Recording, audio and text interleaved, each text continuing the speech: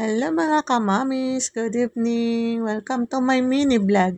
Nandito pa ako sa Tanay Church ngayon, San Ildefonso. So, galing ako sa work, dumaan lang ako dito para po magpasalamat sa lahat ng blessings na natanggap ko sa araw na to at sa susunod pa na mga araw.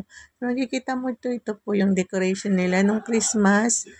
So, ngayon may bago silang decoration, makikita nyo dito sa may tuktok ng simbahan. Di ko alam kung anong tawag nila dito sa decoration na 'to. Ito po, makikita mo 'di ba, ang ganda tignan. So, kumuha po ako ng video para po mai-share sa inyo para panoorin ninyo. Ayun po, salamat po Panginoon at nakadaan po ako rito. Yun lang po ang aking stress reliever. Dumadaan lang ako dito 'pag minsan, wala pa akong makakausap. So, thanks for watching. Thanks for watching mga kaludi. Ingat tayo.